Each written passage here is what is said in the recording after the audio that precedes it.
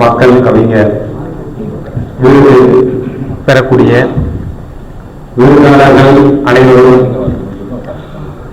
நாடக நற்றமிழ் அறிஞர் இவர்களை பற்றி கூறுவது கூறினால் தெரிவது என்பது தேவையில்லை. இருந்தாலும் ஒருவானை சோற்றுக்கு ஒரு சோறு பலம் என்பது போல அவர்களை பற்றி சிலவற்றை மட்டும் இங்கே கூறி விருது வழங்க இருக்கிறார்கள்.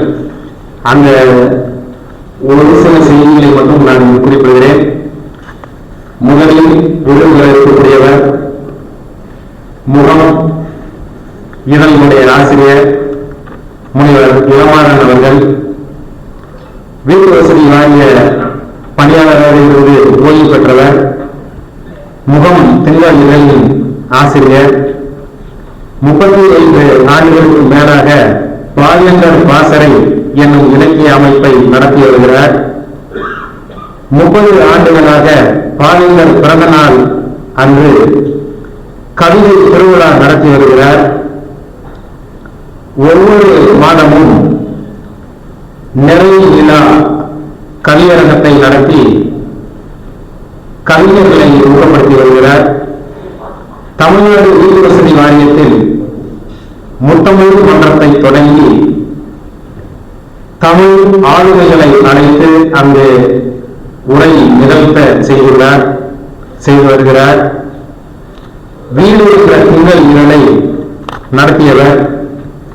20 நூல்களை எழுதியுள்ளார். 500க்கும் மேற்பட்ட விருதுகளை பெற்றவர். இன்னும் அவரை பற்றி சொல்லிக்கொண்டே போகலாம். காலங்களில் இப்பொழுது அவருடைய அறிமுகத்தை நிறுத்தி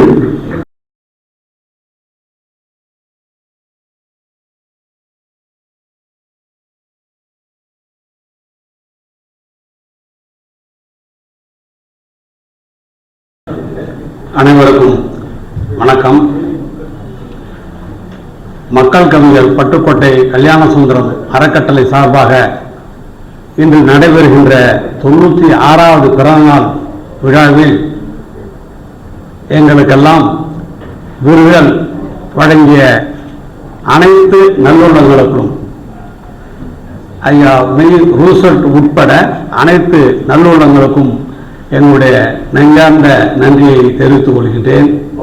இன்று விருது பெற்ற ஐயா கலைமாமணி VKS கலைவாணன் அவர்கள், ஐயா கண்ணன் விக்கிரமன் அவர்கள், பேராசிரியர் ஏழுமலை அவர்கள், அவர்கள் சார்பாக நான் ஒருவன் இன்றைக்கு உங்கள் முன்னால் நின்று நன்றி சொல்ல கடமைப்பட்டிருக்கின்றேன்.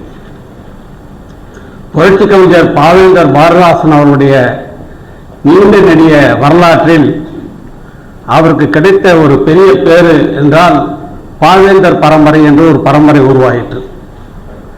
பாவேந்தருடைய கொள்கையிலிருந்து சில மாறுபாடுகளை கொண்டு உருவாகி தனிப்பறையை அமைத்துக் கொண்ட கவிஞர்கள் பலர். அதில் ஊமை கவிஞர் சுரதா அவர்கள் ஒருவர்.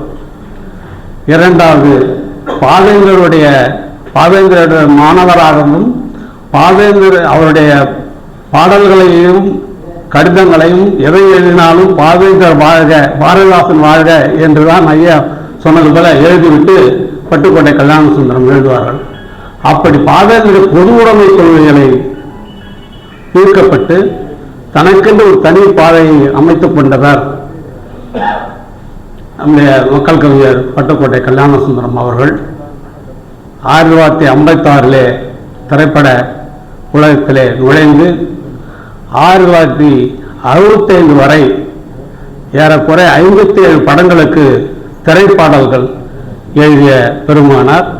திரைப்பாடல்கள் என்றால் அது சமுதாய சிந்தனை உள்ள பாடல்களால் தான் அவர் எழுதுகின்றார். அது காதல் பாடலாக இருந்தாலும் கூட அதிலே சமுதாய சிந்தனையை கொண்டு வந்து சேர்த்த பெருமை பட்டுக்கோட்டையாருக்கு உண்டு. பட்டுக்கோட்டையார் மீது நிறைய பேருக்கு இன்றைக்கு பேர் ஆர்வம் வந்திருப்பதற்கு காரணம் நம்முடைய ஐயா மெயில் ரூசல்ட் அவர்கள். ஒன்றை மட்டும் நான் இங்கே இந்த நேரத்தில் சொல்லிக்கொள்ள விரும்புகின்றேன். ஒருவரை பற்றி நாம் புகழ்ந்தால்தான், நாம் எடுத்து சொன்னால்தான் அவருடைய வரலாறு நிற்கும். அது யாராக இருந்தாலும். நம்முடைய குடும்பத்திலே கூட மூதாதையர்களை பற்றி கேட்பார்கள். கேட்டு அவர்களுக்கு தவசம் செய்வார்கள். அப்போ பேர்லாம் சொல்லுவாங்க. ஏனென்றால் அப்போதுதான் அவர்கள் நினைக்கப்படுவார்கள்.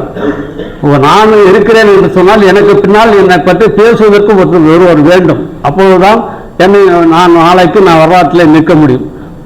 எம்ஜிஆர் அவர்களே என்ன சொன்னார்? நான் முதலமைச்சராக இருப்பதற்கு 4 கால்களில் ஒரு கால் பட்டுக்கோட்டை கல்யாண சுந்தரம் என்று சொன்னார். ஆக அது வேறு செய்தி. இருந்தாலும் ஆண்டுதோறும் நினைக்கின்ற அளவுக்கு அது தொடர்ந்து முன்னெடுக்கின்ற இந்த பெரும் வழி இருக்கிறதே, அதற்காகவே ஐயா ரூசல்ட் அவர்களை பாராட்ட வேண்டும்.